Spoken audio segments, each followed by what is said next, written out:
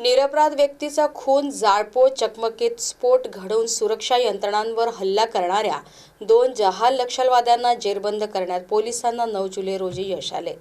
भामरागड तालुक्यातील धोंडराजाच्या घनदाट जंगलात अटक केलेल्या या दोघांवर शासनाचे 10 लाखांचे बक्षीस होते. माओवादी चळवळीत ॲक्शन टीम कमांडर पदावर काम करणारा रवी मुरा पल्लो, भामरागड दलम सदस्य दोबा कोरके वड्डे अशी त्यांची नावे आहेत. रविवारी 8 लाखांचे तर दोबावर महाराष्ट्र शासनाचे 2 लाखांचे बक्षीस होते. धोंडराज हद्दीतील जंगल परिसरामध्ये विशेष अभियान पथक प्राणहिताचे जवान माओवादी विरोधी अभियान राबवित होते.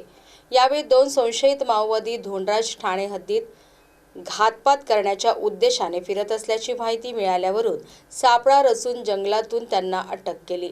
नोव्हेंबर 2023 मध्ये पेनगुंडा येथे एका निरपराध व्यक्तीची हत्या झाली होती.